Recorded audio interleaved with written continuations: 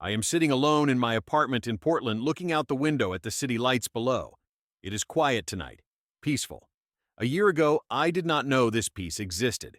I had a wife, a house, a life I thought was built on solid ground. Then one night, everything crumbled. I discovered a secret that changed everything. And instead of fighting, instead of screaming, I made a choice that some might call cowardly. I disappeared without a word. But that was not the end of my story. Before I continue, let me know where you are watching from tonight. Drop your location in the comments below. If this story resonates with you, please hit that like button and subscribe to the channel. What I am about to share might make you question everything you thought you knew about walking away. Let us begin. My name is Devin. I am 32 years old now, but this story starts a few years back when I was still living in Denver, Colorado. To understand why I made the choices I did, you need to know a little about where I came from. I grew up in a small town near Boulder. My childhood was not terrible, but it was not easy either. My parents divorced when I was 14 years old. I still remember the nights before the separation, lying in bed listening to them argue through the thin walls of our house. My father had a temper, not violent, but loud. He would yell, my mother would cry, and I would press my pillow against my ears and wish I could disappear. After the divorce, my mother Patricia raised me and my younger sister Sophie on her own. She worked as a nurse at a local hospital, often taking double shifts to make ends meet. She never complained, at least not in front of us. She taught me that sometimes the strongest thing you can do is keep moving forward, even when everything inside you wants to fall apart. I studied computer science at the University of Colorado. After graduation, I landed a job as a software developer at a tech company in Denver. I was good at my work. Coding made sense to me in a way that people often did not. There were rules, logic, predictable outcomes, unlike relationships, unlike family, unlike everything that had hurt me growing up. I met Lauren on a Saturday afternoon in the fall at a small coffee shop in the Capitol Hill neighborhood of Denver. I was reading a book about software architecture when she walked up to my table and asked what I was reading. She had light brown hair, a wide smile, and a way of talking that made you feel like you were the only person in the room. Lauren was 27 at the time, working in marketing for a real estate company. She was confident, outgoing, and full of energy. Everything I was not. We talked for over 2 hours that first day. By the time she left, she had written her phone number on a napkin and slid it across the table with a grin. Our relationship moved quickly. Lauren was the kind of person who knew what she wanted and went after it. She picked the restaurants planned, the trips suggested we move in together after just 8 months of dating. I did not mind. In fact, I liked it. Having someone else take the lead felt comfortable, safe. I did not have to make decisions that might lead to conflict. After 2 years together, Lauren brought up marriage. We were having dinner at her favorite Italian restaurant when she casually mentioned that her co-worker had just gotten engaged. Then she looked at me with those bright eyes and asked if I had ever thought about our future. 2 months later, I proposed. She said yes before I even finished the question. Our wedding was small, about 60 guests, held in a garden venue outside Denver in June. Her parents flew in from Arizona. My mother cried during the ceremony. Sophie was my best woman. It felt like the beginning of something permanent, something I had never had growing up. We bought a small house in Lakewood, a suburb west of Denver. 3 bedrooms, a backyard with a wooden fence, a garage where I set up a small workshop. I got promoted to senior developer. Lauren moved to a bigger real estate firm with a higher salary. We talked about having children in a few years once we were more settled. Everything seemed to be falling into place. For the first 3 years, our marriage felt stable. Not passionate maybe, but comfortable.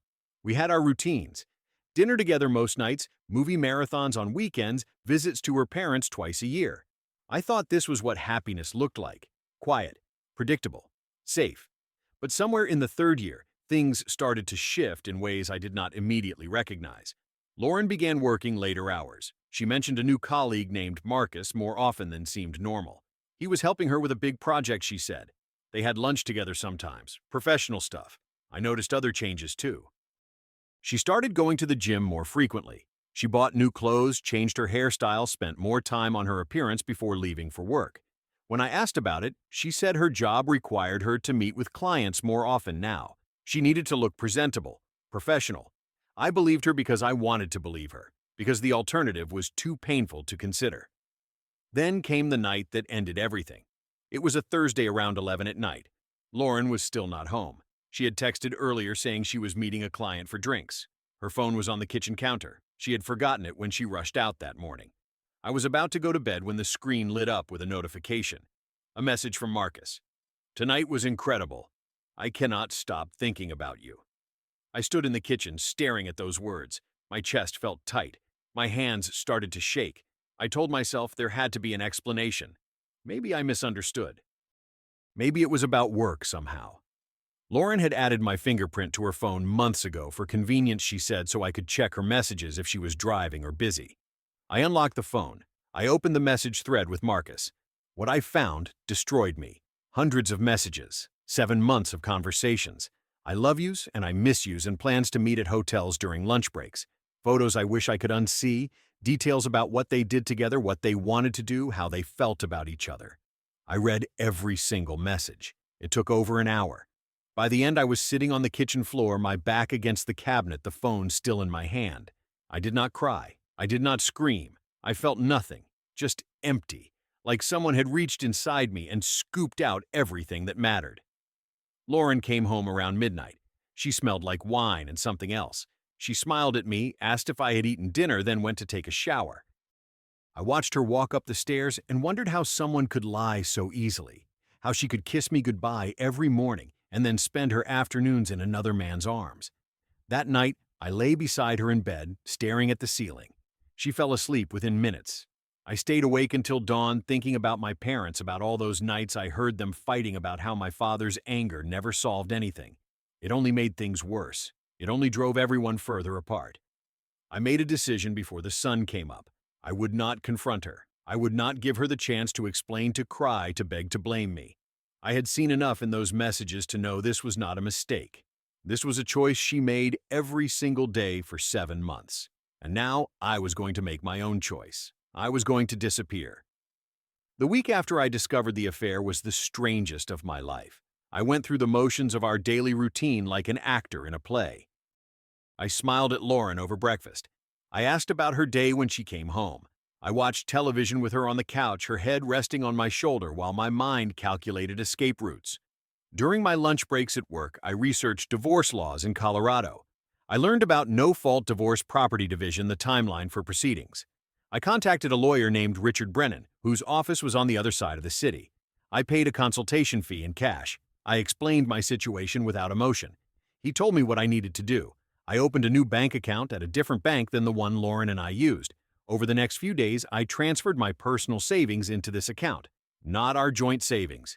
Just the money I had before we got married, plus bonuses I had kept separate. About $42,000 total. Enough to start over. I started looking for jobs in other cities. Seattle, San Francisco, Austin, Portland. I wanted somewhere far enough that running into anyone we knew would be impossible, but not so far that I could not visit my mother and sister occasionally. Portland stood out. A tech startup there was hiring senior developers. The salary was comparable to my current position. The city had mountains, forests, rain. It felt like a place where someone could disappear and rebuild. I applied for the job. A week later, I had a video interview. 3 days after that, they offered me the position. I accepted without hesitation. People might wonder why I chose to leave silently instead of confronting Lauren. Why I did not demand answers, throw things, make her feel the pain she caused me. The truth is, I thought about all of that. I imagined the conversation 100 times. Every version ended badly. In one version, she cried and begged for forgiveness, and I was weak enough to consider it. In another, she turned it around on me, blamed me for working too much, for not being attentive enough, for driving her into someone else's arms. In the worst version, I lost control. I became my father, red-faced, and screaming, saying things I could never take back. None of those outcomes would change what had happened. None of them would erase 7 months of betrayal. And I realized something important during those sleepless nights. I did not owe her a confrontation. I did not owe her closure. The only thing I owed was to myself. And what I owed myself was peace. My last day in Denver was a Monday in early March. Lauren left for work at 8:30, kissing my cheek at the door like she did every morning. I waited until her car disappeared around the corner. Then I started packing. I took only what was mine: clothes that fit in 2 suitcases, my laptop and work equipment, a few books that had belonged to my grandmother, personal documents, passport, birth certificate. I left behind everything we had bought together. The furniture, the kitchen appliances, the decorations she had picked out. I did not want any of it. Every object in that house was contaminated by lies. Before I left, I did two things. First, I slipped off my wedding ring and placed it on the kitchen counter. Second, I wrote a note on a piece of paper and set it beside the ring. I know about Marcus. Do not contact me. The divorce papers will arrive soon. 12 words. That was all she deserved. I locked the front door with my key, then slid the key through the mail slot. I got in my car, a 5-year-old Honda Civic that was registered in my name alone, and I drove away from Lakewood without looking back. The drive from Denver to Portland is roughly 17 hours if you take Interstate 80 through Wyoming and then cut northwest through Idaho. I split it into 2 days, stopping overnight at a motel in Boise. The room cost $63. The bed was lumpy, the heater rattled, and I slept better than I had in weeks. On the road, I experienced emotions in waves. Relief came first, a lightness in my chest that I had not felt in months. Then came the grief, sudden and overwhelming, forcing me to pull over at a gas station in the Utah desert while I sobbed into my hands. Anger arrived somewhere in Idaho, hot and sharp, making me grip the steering wheel until my knuckles turned white. By the time I crossed into Oregon, I felt something close to acceptance. What was done was done. The only direction left was forward. I arrived in Portland on a Wednesday evening. The city was gray and drizzling exactly as I had imagined. I checked into a budget hotel near the Pearl District and started searching for apartments the next morning. Within a week, I had signed a lease on a 1-bedroom unit with large windows overlooking the street. It was small, but clean. It was mine. My lawyer Richard sent the divorce papers to Lauren 2 weeks after I left. According to him, she signed them without contest. No arguments about property division, no requests for alimony, no communication at all except her signature on the dotted line. The divorce was finalized 6 months later. I received the paperwork via email. I read it once, then filed it away, and never looked at it again. A year passed. 12 months of building a new life from scratch in a city where nobody knew my name or my story. I settled into my job at the startup. The work was challenging but rewarding. My team was small, just 8 developers, and we worked closely together on products that actually excited me. My manager, a woman named Diane, who was 10 years older than me and had 2 teenage sons, appreciated my quiet efficiency. She promoted me to team lead after 9 months. Outside of work, I slowly rebuilt a social life. I started running every morning along the Willamette River, watching the sunrise paint the water gold and pink. I joined a weekend hiking group that I found through an online forum. That is where I met Jake and Amanda. Jake was a freelance photographer, 35 years old, with a bushy beard and a collection of flannel shirts that seemed endless. He had moved to Portland from Los Angeles 5 years earlier, chasing what he called a simpler life. Amanda was a veterinarian, 30 years old, with short red hair and a laugh that could be heard from across a room. She specialized in exotic animals and sometimes showed us photos of the iguanas and parrots that came through her clinic. The 3 of us became close over months of shared trails and campfire conversations. They knew I was divorced, but did not press for details. They accepted me as I was a quiet man who preferred listening to talking, who found peace in forests and mountains rather than bars and parties. I was not ready to date, not ready to trust anyone with my heart again, but I was no longer alone. I kept in touch with my family, calling my mother every Sunday and texting with Sophie throughout the week. I asked them both to keep my location private. I did not explain everything, just said that my marriage had ended badly and I needed distance. My mother understood. Sophie, who had never liked Lauren much anyway, understood even better. Through my mother, I learned that Lauren had tried to find me multiple times. She had called Patricia crying, begging for my phone number or address. She had shown up at my mother's house once, sat in the driveway for an hour before leaving. Patricia did not give her anything. She told me later that she had looked Lauren in the eyes and said, "My son made his choice, and I respect it. I suggest you do the same." I thought that was the end of it. I thought Lauren had accepted reality and moved on. I was wrong. It was a Friday evening in late October, just past 7. The sun had already set and the streetlights had flickered on. I had just returned from a day hike with the group, tired but content, my boots still muddy from the trail. I was unlocking my apartment door when I heard a voice behind me. "Devin." I froze. I knew that voice. I had heard it every day for 5 years. I had heard it whisper good morning, and I love you and I will be home late tonight. I turned around slowly. Lauren stood in the hallway about 10 feet away. She looked different. Thinner than I remembered, her cheeks more hollow. Her hair was longer past her shoulders now. She wore a denim jacket and jeans, and she carried a small bag in her hands. Her eyes were red-rimmed like she had been crying recently or had not slept in days. For a long moment, neither of us spoke. I felt my heart rate spike, adrenaline flooding my system. But I forced myself to breathe, forced myself to stay calm. "How did you find me?" I asked. She swallowed. "I hired a private investigator. It took 4 months, but he tracked you down. Your address, your job, everything." I nodded slowly. Of course, money could buy almost anything, including privacy violations. "What do you want, Lauren?" She took a step forward. "I just want to talk. Please, can we go inside?" I hesitated. Part of me wanted to close the door in her face to pretend this was not happening, but another part of me realized that this conversation was inevitable. She had found me. She would keep finding me unless I addressed this directly. Better to do it now on my terms. I opened the door and stepped aside. She walked past me into the apartment, looking around at the sparse furniture, the minimal decorations. She sat on the edge of my couch without being invited. I remained standing, my arms crossed. "You have 5 minutes," I said. She began talking. The words poured out in a rush like she had rehearsed them 1,000 times. She told me she had ended things with Marcus the day she found my note. She said it had been the worst day of her life, coming home to an empty house, finding my ring on the counter, realizing what she had lost. She had started therapy. She had worked on herself. She understood now what she had done wrong. I watched her speak without interrupting. I watched her tears, her trembling hands, her desperate eyes. I felt something, some ghost of the love I once had for her, but it was distant now, muffled, like hearing music from a car passing on the street. Then she shifted tactics. Her voice grew harder, more defensive. "I was lonely, Devin. You were always working, always tired, always somewhere else, even when you were sitting right next to me. I tried to talk to you about it, but you never listened. Marcus made me feel seen. He made me feel wanted.